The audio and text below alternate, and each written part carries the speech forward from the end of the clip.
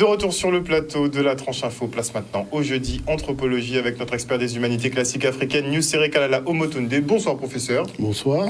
Et vous n'êtes pas seul ce soir, nous sommes en présence de Jean-Paul Kiko de Guajeka. Bonsoir monsieur Kiko. Bonsoir, bonsoir. Professeur. Ben voilà, je suis très ravi de partager cette émission avec mon cher Baléroy parce que nous étions ensemble au Bénin. Donc on a pu partager nos temps forts, aussi bien la conférence que j'ai fait à l'université, il était présent, que des moments de temps forts de Guajeka, avec la grande tournée qu'il a fait au Bénin. C'est ça que je trouve que c'est vraiment important qu'il puisse en parler, partager ce qu'on a vécu, parce que c'était extraordinaire. L'engouement des enfants, l'engouement aussi des encadrants pédagogiques. Enfin, vraiment, il a beaucoup de choses à dire. Donc tu as exporté les Jeux en Afrique. C'est ça. En fait, c'était la deuxième édition. On a fait une tournée, on va dire, afro-caribéenne, des Jeux traditionnels. Donc, on est passé dans plusieurs communes, dans plusieurs grandes villes. Et donc, l'idée, c'était de permettre aux enfants de là-bas de connaître nos jeux, mais aussi nous, comme on avait une délégation de la Guadeloupe, de découvrir aussi les jeux qu'ils ont chez eux. Okay. Donc, on a fait vraiment un beau partage, de beaux échanges. Et en fait, on était parti sur les jeux traditionnels, mais ça s'est en fait exporté au niveau des jeux, de la musique et de la danse en même temps. Donc, ça a été un grand festival qui mélangeait à la fois les jeux, la musique et la danse. Beaucoup de similitudes dans nos cultures. Beaucoup, et en même temps, c'est différent parce que c'est notre état d'esprit, c'est notre vécu, c'est encore autre chose. Donc là, nous, on est vraiment sur les jouets. Eux, ils seront vraiment plus sur une approche par rapport à l'environnement, par rapport à ce qu'ils vivent. Par exemple, on a des jeux aquatiques où les enfants qui ne savent peut-être même pas marcher, mais qui savent déjà nager, ont des jeux aussi autour de l'eau. Donc c'est vraiment un autre état d'esprit, un autre monde, un autre univers, mais en même temps, le monde des jeux se comprend un peu partout. Eux, c'est plus l'imaginaire que l'objet. On va dire ça, pas que, c'est notre façon d'appréhender l'objet. Vraiment une autre façon. Par exemple, nous, on va venir avec nos cerfs-volants, avec du papier, tout ça. Bien. Eux, ils vont récupérer ce qu'ils ont sous la main, et puis rapidement, ils vont mettre en place un cerf-volant. Donc, c'est notre créativité, c'est notre approche des jeux, et puis aussi beaucoup de danse, beaucoup de chants autour des jeux. Donc, c'est vraiment ce qui spécifie un peu, en fait, les jeux de là-bas. Et puis aussi, je sais pas, moi, ils ont des arcs. On n'a pas d'arc, nous. Par exemple, nous, on a nos toupies. Moi, je faisais des arcs, j'allais prendre ma petite broche de bois. Oui. Ça se voit pas beaucoup. Mais ça tirait pas loin, mais... Là où nous, on va faire, par exemple, des toupies en bois, ils vont faire des toupies avec des escargots, avec les écales d'escargots. Donc, c'est encore une autre approche, vous voyez, là où nous, on va utiliser du bois, et ils vont utiliser vraiment les éléments de la nature pour faire autrement les jeux. Donc, c'est une autre approche des jeux aussi. Et c'est ce qui est intéressant pour nous, c'est de voir comment, par exemple, je sais pas, on fait le saut à la corde. Donc, nous, on va prendre une corde, on va sauter, et avec un filet de pêche, ils accrochent ça à notre poteau, et ils font leur corde. Donc, vous voyez, c'est vraiment une autre manière d'appréhender les jeux. Et c'est ce qui est magnifique, c'est qu'on voit vraiment que les jeux, on joue partout, mais après, on est obligé de s'adapter à son environnement proche.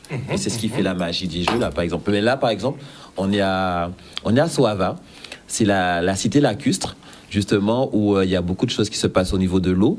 Et là, les enfants, donc, toute une journée, toute une matinée, ils ont d'abord découvert nos jeux. Et après, on a pu participer aussi au jeu de pirogue. Là, il y a le tir à la corde. On voit tous les enfants qui sont en train de participer au jeu. Donc, il y a les jeux caribéens et les jeux du Bénin. Donc, voilà, on a fait l'effort d'apporter les petits cabois, par exemple. Voilà, ils ont vraiment apprécié. Là, on est, par exemple, à Pobet.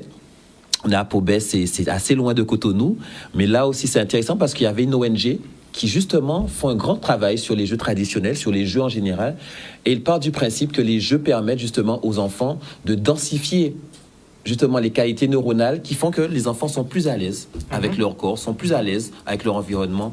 Là, par exemple, on est à Poumassé, et là, on voit que les femmes, même les mamans, là, c'était assez sympathique parce qu'on a fait une animation autour d'un lac, toute une soirée autour d'un lac. Donc, il y avait les jeux de devinettes, les jeux de mots et tout ça, etc. Et aussi les jeux de chez eux. Donc, on a beaucoup, vraiment, nos bien beaux cantés veillaux. C'était assez sympathique de voir comment nos jeux s'allient avec leurs jeux. Et aussi, alors là, par exemple, cette image, je l'ai mise parce que souvent, spontanément, les enfants jouent beaucoup avec les jeux de roues, comme ça, les jeux de billes, cristal, quand je vois l'eau cristal, d'accord, okay. Et puis aussi les roulettes, tout ce qui roule, on va dire, voilà. Là, on a fait une petite compétition avec les pneus.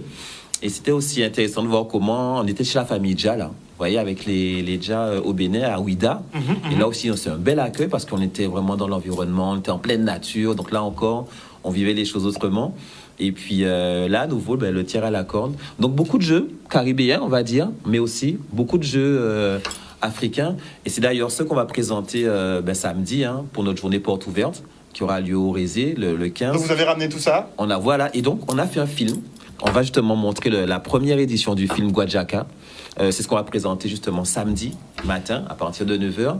Et c'est pourquoi on invite tout le monde à venir justement à la journée porte ouverte pour montrer le film. Les films, on a fait 4 films au Bénin. Donc ce sera l'occasion de voir ça et puis montrer aussi un peu les activités que Guajaka met en place au cours de l'année. Des activités qui se démocratisent de plus en plus. Hein. De plus en plus, oui, notamment avec la jouet-thérapie. Là, on a mis en place la jouet-thérapie junior-senior. Donc, on s'occupe des enfants, des seniors autour de la santé à partir des jeux traditionnels. Et puis, d'autres projets encore. Prochain voyage au Bénin. Prochain boucantage aussi avec la Caraïbe. On a vraiment beaucoup de projets en route, là. Et c'est ce qu'on veut présenter un peu au grand public. Toi, tu veux faire un lien permanent avec le Bénin, toi? Avec l'Afrique, parce qu'on n'a pas fait que le Bénin. On est passé aussi au Togo et on est passé aussi au Nigeria juste à côté. Elle a vraiment fait toute la tournée avec vous? Ah d'accord. On a fait aussi le Togo et le Nigeria. Et c'était bien parce qu'on avait une masterclass avec les copains du Togo. Là, ils ont pu voir comment on appréhende les jeux chez nous ici, mais comment ils peuvent utiliser aussi la pratique des jeux dans leur environnement général. Donc là aussi, belle approche Nigeria, Togo, Bénin. Ok, belle quand même. Donc je dirais que c'était impressionnant dans la mesure où les enfants ont une espèce de pêche. D'ailleurs, je te disais ça à un moment, les enfants ont une pêche extraordinaire quand on lance l'activité jeu, mais c'est impressionnant. Parce qu'ils adorent ça. Et c'est vrai que, de l'autre côté, la multiplicité des jeux développe énormément tous les systèmes intellectuels, vivacité, adresse, au niveau des enfants, c'est quelque chose qu'il faut véritablement introduire en milieu scolaire. Vous disiez justement que les enfants utilisaient beaucoup leurs mains, ils devaient être beaucoup toucher. Voilà, totalement. Beaucoup toucher, beaucoup saisir, des jeux d'adresse, où il faut contrôler l'énergie qu'on va déployer. C'est quelque chose d'extraordinaire. Moi, je pense que c'est là où on se rapproche vraiment de ce que c'était que l'école en Afrique. C'est-à-dire, le but, c'est pas de former un individu intelligent, c'est de former d'abord un individu épanoui. Et l'épanouissement, ça passe par le jeu. Et ça, c'est important. Beaucoup d'activités en plein air. Ils font beaucoup d'activités en plein air. Uniquement, carrément. Quasiment en plein air. Non, ils ne sont pas vraiment à l'intérieur. Et ça leur permet justement d'être en connexion avec la nature en permanence. Et aussi avec tout ce qu'ils vont mettre en place, tout ce qu'ils vont utiliser, tout ce qu'ils vont créer, tout ce qu'ils vont produire. Donc c'est vraiment encore une autre approche du monde des jeux là-bas. Et puis les enfants ont des facultés d'absorption véritablement de ce qu'on leur apporte.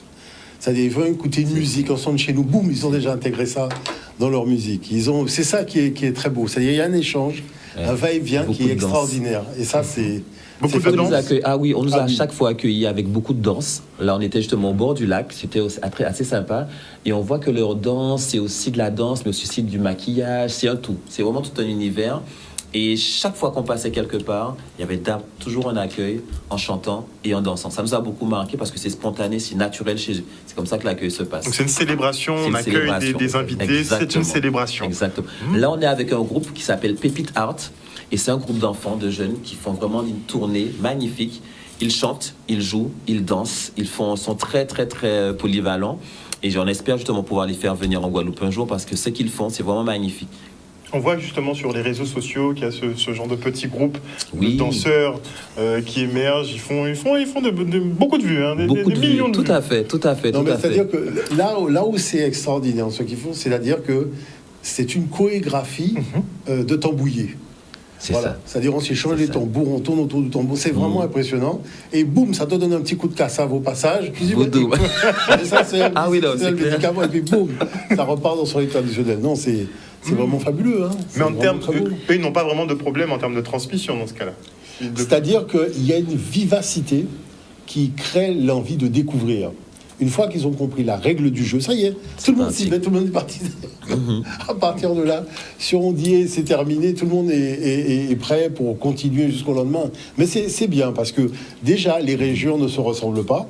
C'est-à-dire quand on est dans telle ville, on va dans une autre ville, on voit une autre culture, un autre patrimoine. C'est beau, c'est-à-dire c'est fabuleux, hein, franchement. Et puis, il y a aussi beaucoup de relais au niveau des collectivités territoriales qui sont là pour vous aider à faire en sorte que la journée se déroule bien.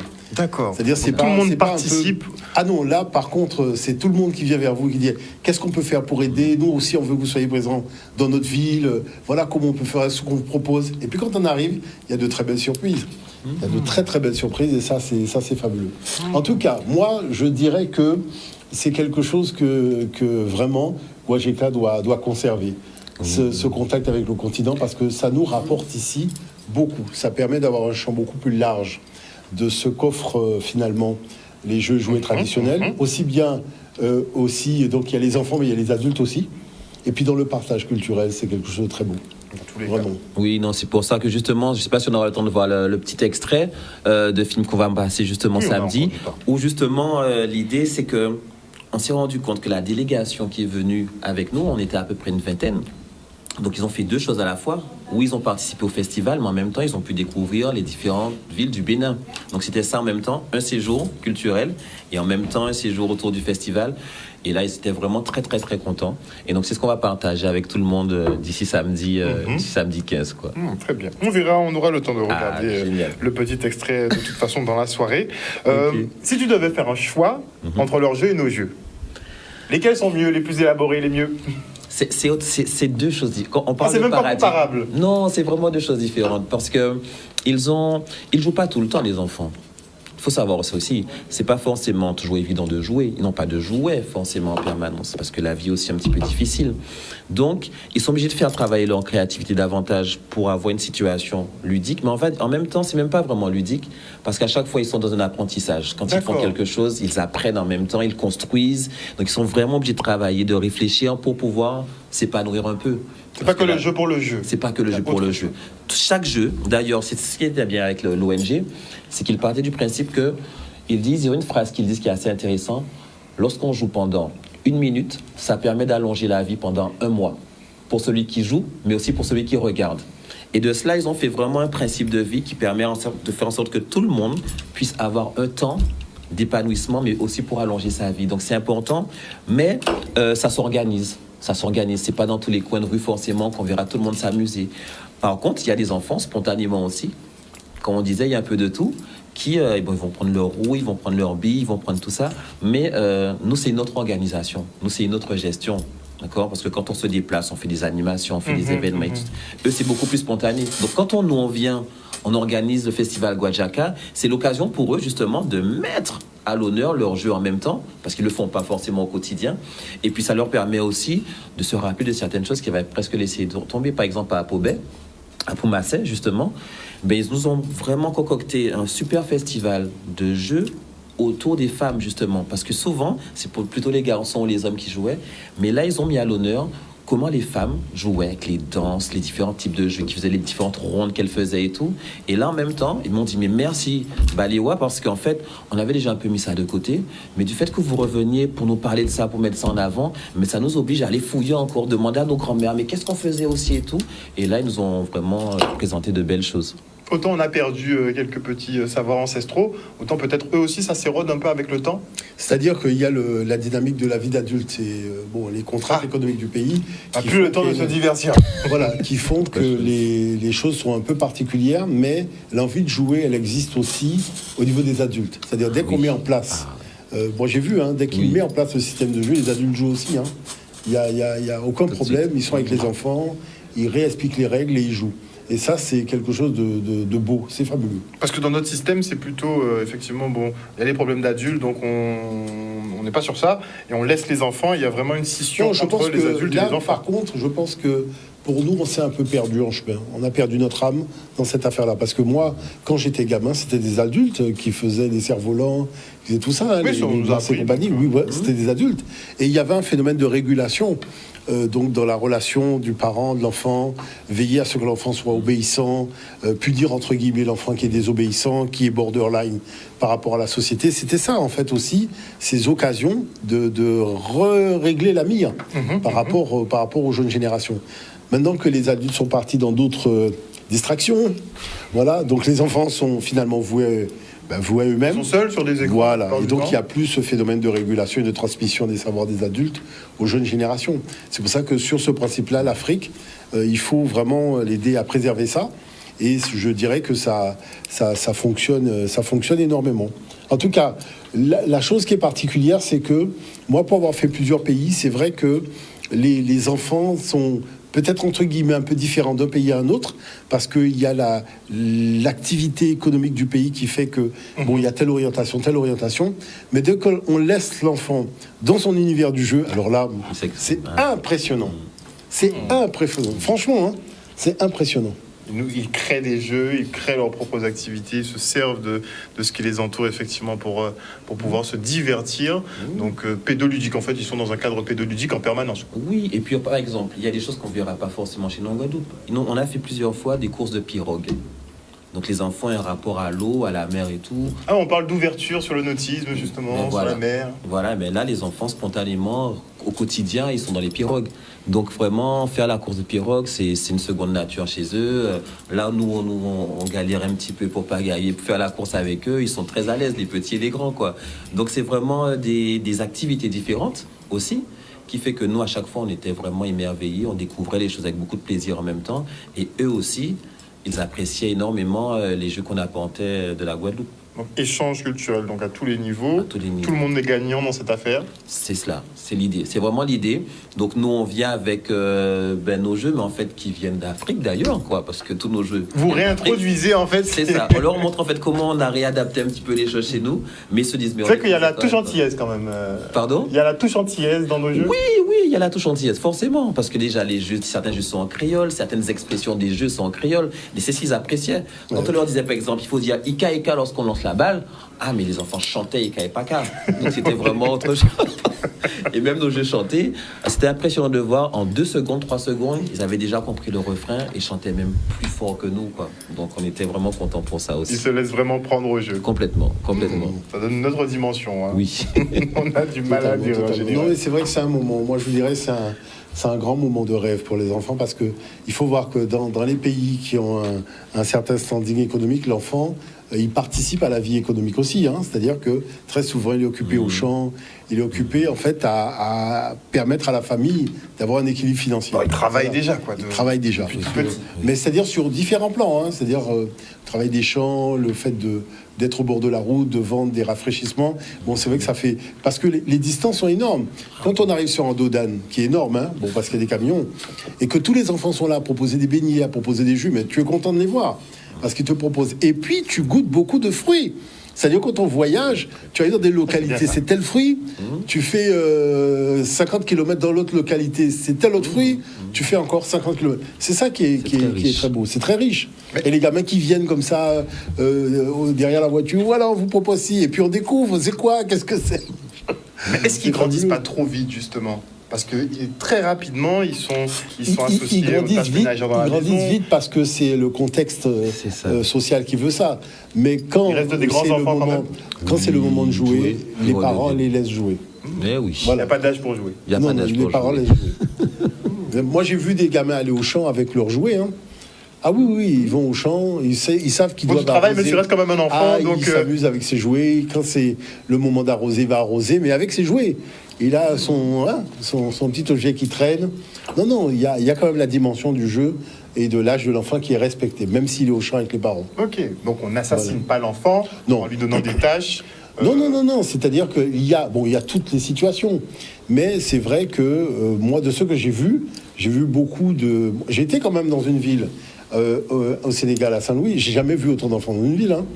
Franchement, c'est impressionnant. Pourtant, on m'a dit, c'est peut-être la ville au monde où il y a le plus d'enfants. Bon, quand on te le dit, c'est une chose. Mais quand tu es dedans, non, là, c'est autre chose. Moi, j'avais jamais vu ça. C'est impressionnant. Mais tous les enfants s'amusent, chantent. Mais il faut voir ça. Et puis, comme il dit, il y a beaucoup d'activités nautiques. Donc la relation avec l'eau, que ce soit le fleuve ou la mer, non, c'est quelque chose qui est évident pour les enfants. Hein. C'est leur environnement quotidien. Donc la prochaine étape pour Guajeka, c'est faire 2-3 pirogues. Oui, aussi, tout à fait. D'ailleurs, on a créé une ONG. Non, mais c'est ça, c'est exactement ça. On a créé une ONG qui s'appelle Guajeka Africa. Et justement, l'une des premières... une ONG carrément, oui. Et l'une des premières activités, justement, c'est de créer une barque pour permettre justement aux gens de faire des allers-retours plus facilement. Donc on est dedans. C'est beaucoup de boulot. Ils avaient fait une canawa une fois. Oui. C'est énormément de travail. Ça. Tout à fait. Non, mais en même temps, ils sont habitués, ils travaillent le bois. C'est beaucoup plus...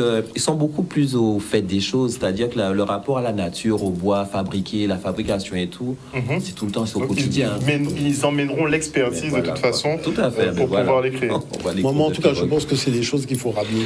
Il y a des choses qu'on emmène, mais il y a des choses qu'il faut ramener aussi ici comme dynamique, parce que c'est vrai que la relation avec l'eau, à travers les jeux, c'est quelque chose qu'il faudrait pouvoir introduire, parce qu'on a les espaces pour le faire. Ah oui, clairement, on est entouré d'eau, sauf qu'on ne met pas trop les pieds dedans. Enfin, on reste au bord. C'est-à-dire qu'on n'a pas colonisé l'eau. On est resté dans ce que l'Européen fait, mais ce que... Pourtant, quand j'étais gamin, on avait des trucs... les espèces de grands bâtons là qu'on mettait dans l'eau, tout ça. Non, mais c'est vrai, on avait des activités qui étaient les nôtres. Et puis finalement, voilà, tout ça a été un peu balayé par le temps et on s'est retrouvé planche à voile, des choses comme ça. Alors qu'on a nos activités propres. C'est pour ça que c'est intéressant de ramener tout ça. Donc par le biais de votre ONG, on va reprendre quand même. C'est une bonne nouvelle ça. Vous allez donc créer des pirogues. Entre autres, pas que ça, mais aussi, l'idée c'est vraiment de faciliter en même temps la vie là-bas pour les copains qui vivent là-bas, mais aussi d'apporter. Comment faciliter leur vie? Alors, on peut aider, comment on fait? Oui, il y a plusieurs façons. Mais là, justement, on a décidé justement de créer une pirogue justement pour les copains de Soava, notamment. Pourquoi? Parce que parfois, justement, là, c'est une période où il y a beaucoup d'eau, où justement, il y a plein d'inondations. Et parfois, justement, pour aller à l'école, les enfants se déplacent en pirogue. Donc, ils n'ont pas forcément tout le temps cette possibilité-là. Et aussi, par rapport, on a aussi quelques difficultés avec, par exemple, tout ce qui est les travaux forcés ou les mariages forcés. Il faut des fois aller chercher des enfants, certains endroits et tout. Donc, on est obligé de savoir pouvoir se déplacer très facilement. Donc, on a vraiment décidé de mettre ça en place. Et aussi, créer notre activité, développer notre activité. Et pour eux aussi, au niveau des jeux, il y a beaucoup de touristes qui passent, il y a beaucoup de personnes qui passent au Bénin. Et justement, le fait de pouvoir permettre aux enfants de fabriquer leurs jeux, d'apprendre justement à les valoriser et tout, c'est aussi une deuxième façon de pouvoir les aider à être aussi autonomes dans ce qu'ils ont chez eux, en les valorisant davantage, par exemple. Donc, le rôle de l'ONG, prendre de l'expertise, mais aussi effectivement essayer de les aider économiquement. Enfin, c'est toujours un échange gagnant-gagnant, parce que nous, on a beaucoup de choses à apprendre aussi, à réapprendre même parfois, d'accord. Et eux aussi, ils ont des choses qu'on fait spontanément et qu'ils apprécient beaucoup. Donc l'idée, c'est vraiment de toujours créer cet échange-là et de permettre aussi à tous nos copains, c'est un peu aussi notre mission quoi, de la diaspora, de passer sur le continent, de venir sur le continent, de voir comment ça se passe. Parce que souvent, on a des a priori, on imagine, on voit ce qu'on voit à la télé et tout. Mais quand on est sur place, on voit que c'est notre réalité, c'est notre fonctionnement. Et il y a un côté très pragmatique aussi à vivre, à découvrir, qu'on n'a pas ici. Donc c'est vraiment, j'invite vraiment tous les gens qui peuvent de s'embarquer avec nous dans l'aventure et de passer, de venir voir comment ça se passe. Et il y aura des opportunités aussi peut-être d'investissement, parce que c'est bien de développement économique qu'on doit parler. Monsieur Omotunde nous rappelle souvent à l'ordre en disant que bon, l'histoire c'est une bonne chose, il faut la maîtriser, mais qu'il faut quand même arriver à se développer à ce niveau-là, c'est très important. Donc ce serait peut-être en cours. C'est vrai, on m'a contacté dernièrement par exemple, et c'est ça le problème, c'est que comme on n'est pas sur place, on ne sait pas, on ne connaît personne, c'est assez compliqué. Mais on m'a contacté dernièrement et ce sont des jeunes visiblement qui veulent créer une ferme. Et le financement total pour la ferme, ils m'ont dit c'est 1 000 €. C'est vrai ça? Complètement. Donc, oui, pour des tout petits montants, on peut faire des énormes projets. C'est-à-dire que, effectivement, c'est des discussions qu'on a eues quand on était là-bas tous les deux. On se dit, le Guadeloupéen n'est pas suffisamment conquérant. Il faut le rendre conquérant parce qu'il y a des opportunités, il y a des réalités, il y a des possibilités d'association, d'investissement. Les marchés sont énormes. Quand on est à Ouida, c'est une grande ville.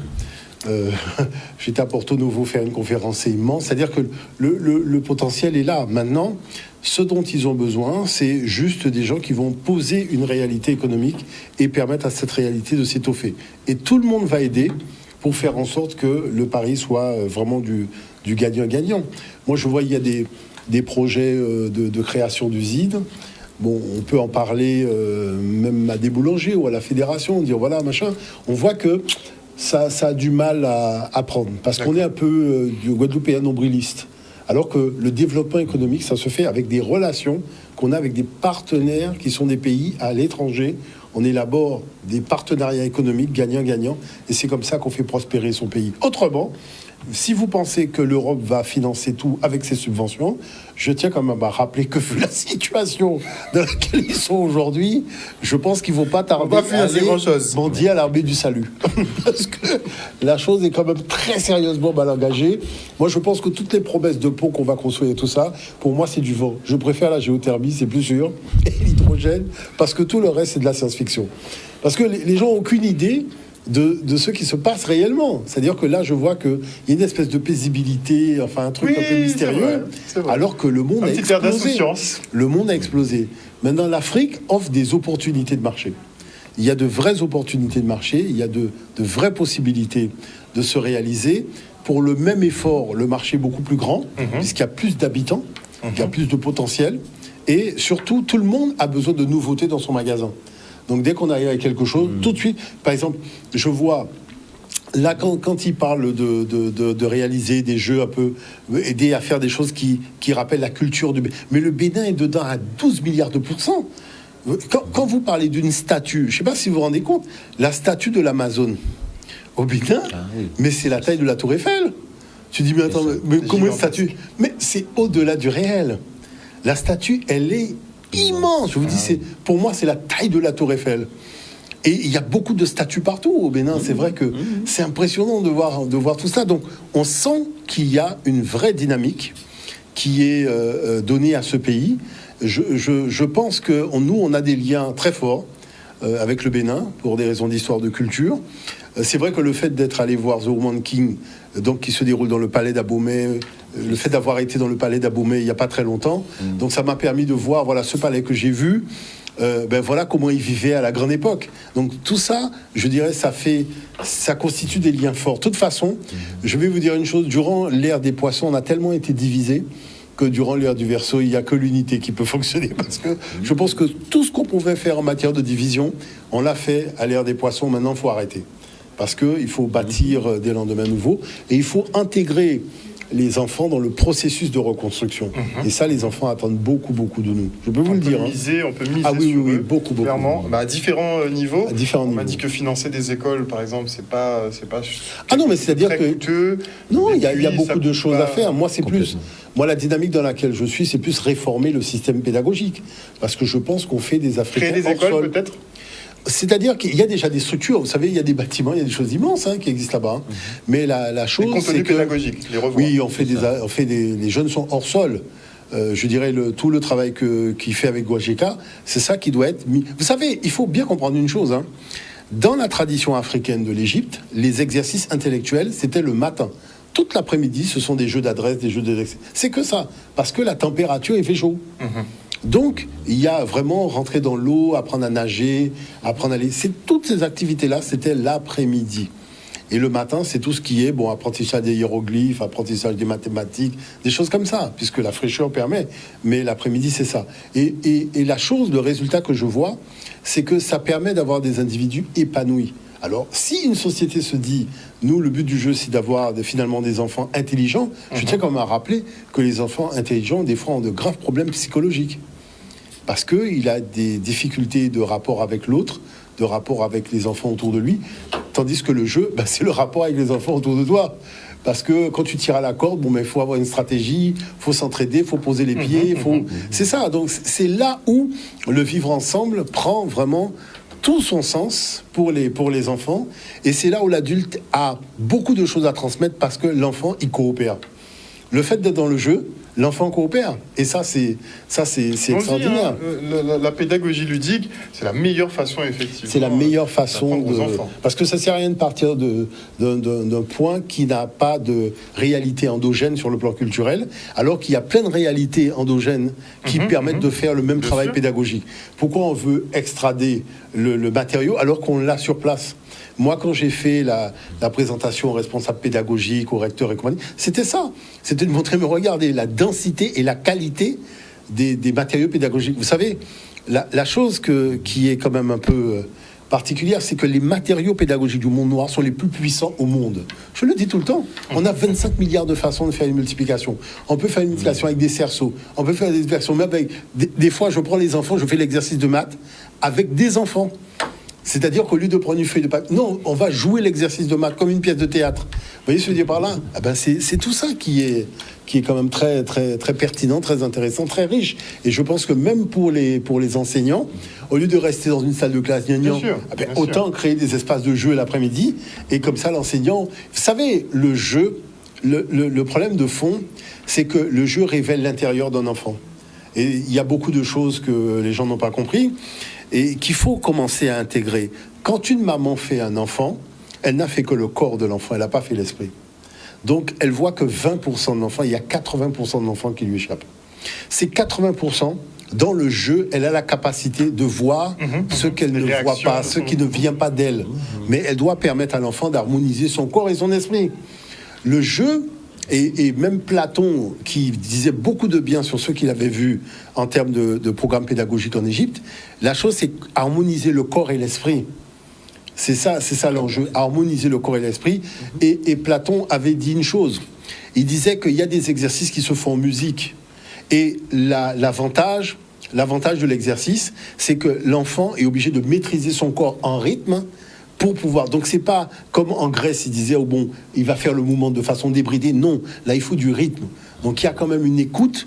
Et dans la gestuelle, on respecte le rythme. C'est ça qu'il y a de très beau. Je crois que le film de Balewa, on peut le regarder. Justement, le mot de la fin pour Monsieur Guico. Le mot de la fin. Alors justement, j'invite vraiment tout le monde à venir samedi 15 octobre de 9h à 18h. Mais justement, en parlant au niveau de la pédagogie, on va présenter notre nouvelle mallette pédagogique. La nouvelle mallette pour le cycle 1.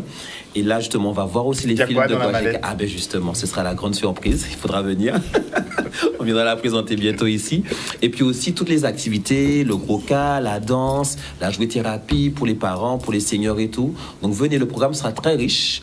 Et on pourra vraiment s'amuser, manger, boire, faire tout ce qu'il y a à faire, justement dans un bon état d'esprit.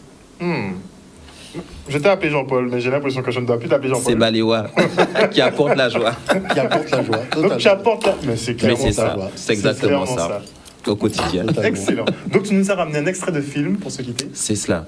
Donc justement, on va voir un petit peu comment ça s'est passé là-bas, sur le Bénin, un peu au Togo aussi, mais vraiment c'est quelques petits extraits vite fait parce que bon, on va pas tout dévoiler ce soir. Il faut venir. Il faut venir. À la projection. Et après, on va peut-être repasser sur les médias. On reprend le lieu et l'heure pour la projection. Oui, alors c'est de samedi 15 de 9h à 18h. C'est à la Guajaca, c'est-à-dire c'est l'ancienne école Germaine de Veille, juste après le collège du Rézé. Juste après le collège du Rézé, on tourne à gauche, on va tout au fond et vous allez tomber sur nous, on sera là pour vous accueillir.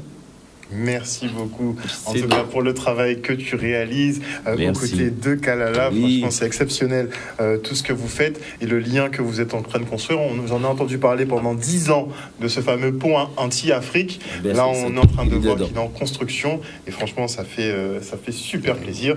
Et en plus, il y a plein d'opportunités de développement économique. Rapprochez-vous, n'hésitez pas à vous rapprocher de Kalala. Il est beaucoup sur l'histoire pour qu'on comprenne un petit peu les tenants, les aboutissants, mais il est beaucoup aussi sur l'économie. Économique. Très important. Au niveau de l'Afrique, c'est important. Merci beaucoup. Et on se quitte justement sur les extraits qui nous ont été ramenés par Balewa. C'est ça. À bientôt. On se retrouve jeudi prochain pour un jeudi anthropologie. Bisous tout le monde.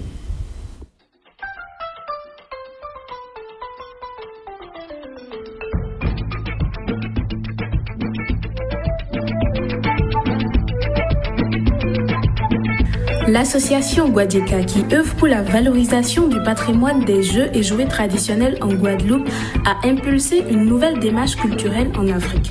Se reconnecter à la terre-mère, découvrir le Bénin et promouvoir les jeux traditionnels. C'est ce qui a réuni la délégation guadeloupéenne au Bénin en août 2022. La deuxième édition du Festival des Jeux traditionnels d'Afrique Caraïbes, dénommé Guajaca, lancé le 28 août 2022 au Togo par une masterclass sur le thème « Les Jeux de nos terres au cœur de l'entrepreneuriat ». Pour la première fois, le festival a ouvert ses portes dans un autre pays d'Afrique comme une introduction ou une nouvelle ouverture pour l'avenir du Guajaca. Cependant, l'essentiel du festival Guajaca se déroule au Bénin et débute par une présentation des Jeux qui commence officiellement le 1er août à l'espace Calebas à Cotonou, lieu culturel des Sœurs Teriba. Après la présentation du bilan de l'édition précédente et de l'ancestralité africaine des Jeux du monde, le festival Guajaca 2 est lancé. Différents membres de la diaspora étaient présents à cette inauguration ainsi que des partenaires locaux du festival. Et aujourd'hui, nous avons l'honneur d'accueillir ce festival. L'honneur a plusieurs sens parce que c'est un festival qui harmonise et regroupe la joie. Notre objectif, c'est vraiment de mettre en valeur ce patrimoine.